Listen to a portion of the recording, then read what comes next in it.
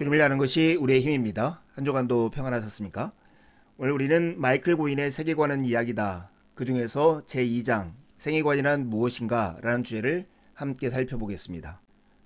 마르틴 루터는 복음이란 우리에 갇힌 사자와 같아서 변호는 필요 없고 해방만 필요하다고 말한 바 있습니다. 과연 복음은 구원을 주시는 하나님의 능력입니다. 하나님 백성의 말과 행위와 삶으로 힘을 발휘하면 복음은 본연의 목적을 이룹니다. 그러나 인본주의 이야기와 타협하면 복음이 우리에 갇히게 됩니다. 하지만 복음이 지배문화의 이야기라는 굴레에서 해방될 때 비로소 교회는 무장되어서 포괄적인 사명을 다할 수 있습니다. 세계관 개념이 이 일에 도움이 될 수 있을까요? 먼저 세계관 개념의 간략한 역사를 살펴보시죠. 세계관은 칸트가 판단력 비판에 처음 사용한 독일어 단어 벨트한사웅을 번역한 것입니다. 1840년대쯤 되어서 이 벨트한사웅, 즉 세상의 의미와 그 속에서 자신이 차지하는 자리에 대한 이해는 삶과 세상을 보는 관점이라는 의미로 독일 지식인 사회에서 단골로 사용하는 어휘가 되었습니다.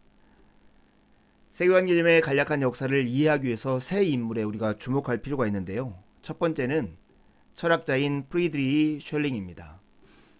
그에게 벨트한사웅 개념이란 실존과 우주의 본질이라는 가장 깊은 의문들을 해결하려는 인류의 갈망과 맞닿아 있었습니다. 세계관을 세상에 대한 포괄적이고 일관성 있는 이해로 강조한 셜링 이후로 벨트한사웅은 독일 관념론과 낭만주의 사상계의 화두가 되었습니다. 인간의 사고와 행동 전체를 떠받치고 형성하는 신념체계라는 의미로 쓰이게 된 것이죠. 두 번째 주목해야 할 인물이 키르케고르인데요. 그는 세계관 개념과 철학에는 근본적인 차이가 있음을 강조했습니다. 철학은 객관적 사상체계로서 멀찍이 거리를 두는 반면에 세계관은 세계관 안에 산다거나 세계관을 소유한다는 말이 적합할 정도로 개인이 가슴 깊이 품는 신념체계라고 주장했습니다. 이는 기독교의 진정한 체험과 명목뿐인 기독교를 구분하려고 오랜 세월 노력해온 그에게는 특별히 중요했습니다. 세 번째 주목해야 할 인물이 딜타인데요. 딜타에게 세계관은 세상에 관한 기본 신념체계로서 나머지 모든 사고를 형성하는 역할을 했습니다. 또 그는 세계관들의 다원성과 상대성도 강조했습니다.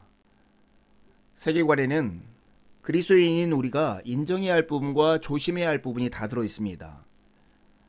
세계관이라는 개념에서 인정해야 할 부분은 일단 우리는 세계관이 세상과 그 속에서 각자가 차지하는 자리에 대한 포괄적이고 일관성 있는 이해라는 셜링의 생각에 동의합니다. 또 세계관이 세상에 대한 근본 신념으로서 사람의 사고와 행동을 형성하고 삶의 통일성과 의미를 부여한다는 딜타이의 통찰도 인정할 수 있습니다. 세계관을 가슴 깊이 체험적으로 품어야 하며 세계관이 사람의 삶을 변화시켜야 한다는 키르케고르의 주장도 물론 옳습니다. 하지만 조심해야 할 부분도 있습니다. 세계관을 진정 성경적이고 기독교적으로 이해하려면 세계관의 기초가 인간의 자율적 이성에 있다는 칸트의 합리주의 사상을 받아들여서는 안 됩니다. 세계관이 역사적 요인들의 산물로 여기저기서 그냥 생겨난다고 암시한 딜타이의 상대주의와 역사주의도 조심해야 합니다. 그렇다면 이런 세계관의 개념을 기독교 사상으로 가져온 인물은 누구일까요? 대표적인 두 명의 인물을 들라면 제임스 우어와 아브라함 카이퍼입니다. 20세기 초에는 세계관이라는 개념이 이미 대부분의 학문 분야에 확산되어 있었습니다. 세계관 개념을 기독교 사상에 원용한 것은 주로 제임스 우어, 아브라함 카이퍼였습니다. 우어도 카이퍼도 서구를 지배하게 된 계몽주의 이후에 문화에 대응하는 차원에서 세계관의 개념을 활용했습니다. 신학자 우어는 기독교를 대적하는 세계관에 단편적으로 대응하는 것만으로는 부족함을 절감했습니다. 기독교 자체가 삶 전체를 보는 포괄적이고 정연한 관점임을 보여주는 것이 시대의 요구라고 그는 믿었습니다. 공격받는 것은 세상 전반에 대한 기독교의 관점이며 그 공격에 가장 성공적으로 맞설 수 있는 방법은 세상 전반을 기독교적 관점으로 설명하고 입증하는 것이다 라고 그는 말합니다. 우어처럼 카이퍼도 모더니즘이 기독교의 전통과 극히 대립되는 세계관을 낳았다고 보았습니다. 그는 이렇게 이해합니다. 모더니즘이라는 포괄적인 삶의 체계가 막강한 에너지로 우리를 공격하고 있기 때문에 우리도 똑같이 포괄적이고 광범위한 위력을 지닌 삶의 체계로 맞서야 한다. 이런 의미에서 인간의 이성은 특정한 이야기 속에서 작용한다는 것을 아는 것은 매우 중요합니다. 칼 헨리와 셰퍼도 철저한 기독교 세계관을 증진시키는 데 힘썼지만 둘 다 인간의 중립적 이성이 제대로 작용하여 기독교 세계관을 떠받쳐준다는 입장을 고수했습니다. 다시 말해서 자신들의 인식론적 기반이 비그리스도인들과 공통된 것임을 인정한 셈입니다. 그러나 카이퍼의 접근은 근본적으로 달랐고 그는 사람의 인식론 자체가 세계관의 소산이라고 굳게 믿었습니다. 이 카이퍼의 주장을 같이 동의하는 사람들이 여러 있었는데요. 특별히 현대 가톨릭 철학자인 맥킨타이어도 카이퍼의 접근 방식을 취해서 이성이란 필연적으로 전통에 매여 있다라고 주장했습니다. 이성은 언제나 특정한 전통이나 이야기, 우리가 말하는 세계관의 정황 속에서 작용합니다. 더 최근에는 엘빈 플랜팅거와 니콜라스 월터스코프가 기독교를 이론 정립의 출발점으로 삼는 것이 정당한 일이라고 주장함으로써 카이퍼 전통의 이러한 요소를 발전시켰습니다. 기독교가 세계관을 원용한 데 대한 비판이 당연히 있습니다. 세계관을 통해서 접근하면 복음을 주지주의로 흐르게 하고 복음을 상대화하고 성경과 단절되어 시대정신에 영향을 받기 쉽고 건강하지 못한 메시아적 활동주의에 빠질 수 있고 기독교는 중산층 기독교가 되고 세상의 빈곤층과 소외층을 도외시할 수 있다는 비판입니다. 이 말들이 다 맞습니다. 하지만 유익이 위험보다 훨씬 더 많다는 것을 기억해야 합니다. 삶의 모든 영역에서 복음을 현 시대에 맞게 표현하기 위해서 세계관 개념이 널리 수용되고 있음에도 불구하고 이처럼 세계관적 접근에 대한 비판자들이 없었던 것은 아닙니다. 이상의 모든 반론을 진지하게 대해야겠지만 우리는 그중 어느 것도 기독교가 세계관을 원용하는데 치명적 영향을 준다고 보지는 않습니다. 우리가 보기에는 오히려 유익이 위험보다 훨씬 더 많습니다. 그렇다면 세계관은 무엇일까요? 어떻게 정의할 수 있을까요? 세계관이란 공유된 큰 이야기 속에 배어있는 기본 신념들을 명료화한 것인데 그 신념들은 신앙의 결단에 뿌리를 두고 있고 우리의 개인 생활과 공동생활 전체를 빚어내고 방향을 결정합니다.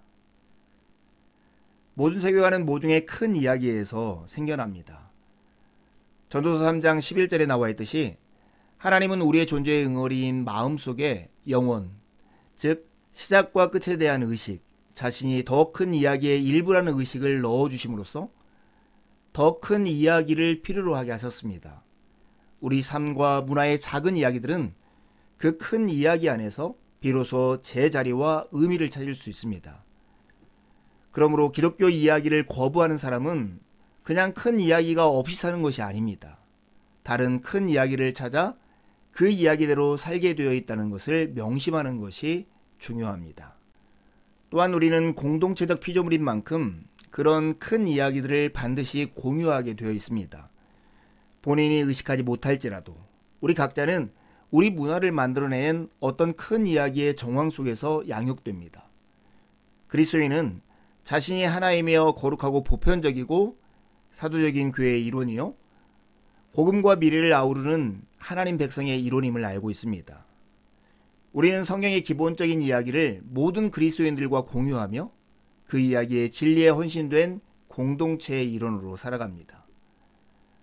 우리 존재의 종교적 응어리인 마음은 살아계신 하나님이나 어떤 우상을 지향하고 있고 우리가 들어가 사는 큰 이야기는 그러한 심적 지향이 겉으로 표현된 것입니다.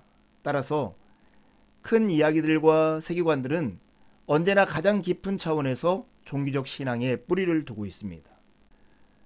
우리는 우리의 세계관을 인식할 수 있을까요? 우리가 받아들이는 세계관 이야기 속에는 신념들이 배어 있고 그 신념들은 우리의 삶을 강력하게 빚어냅니다.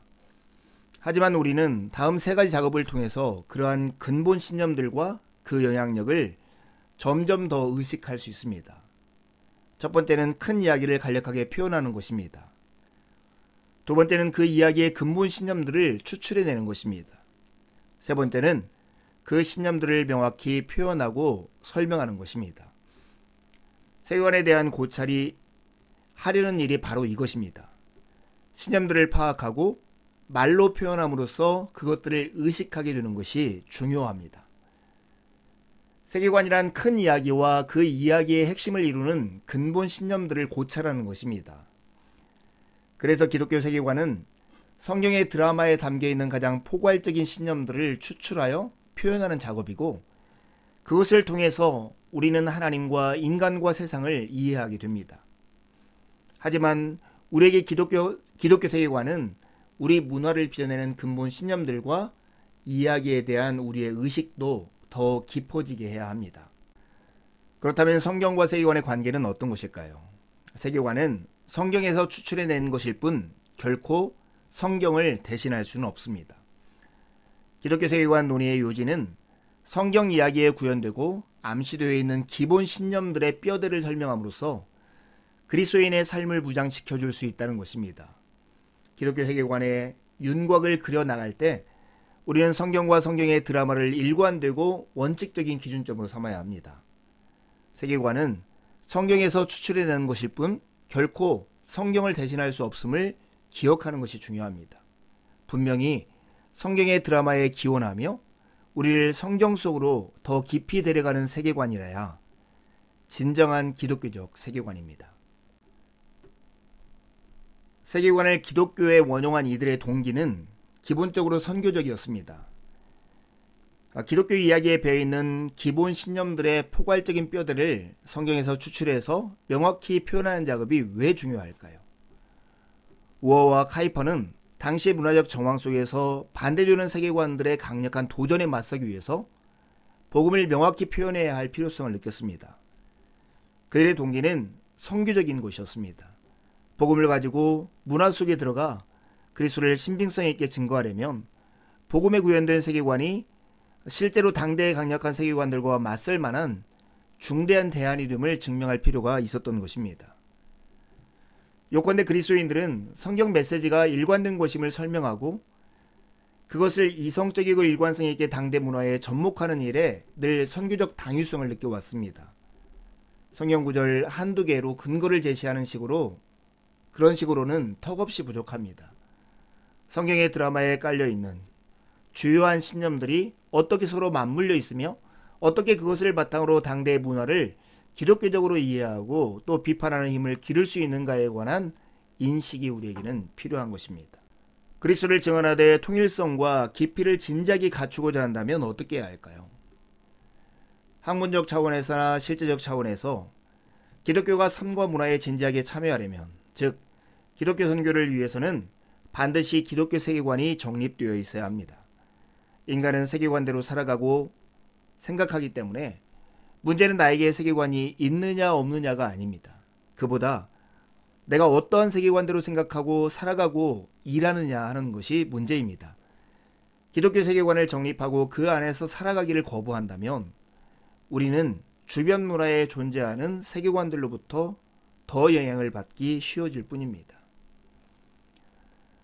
주 그리스도를 증언하되 현 시대의 증언에 요구되는 통일성과 깊이를 진지하게 갖추고자 한다면 성경의 드라마에 뿌리를 둔 기독교 세계관을 정립하고 적용하는 일이 급선무가 됩니다.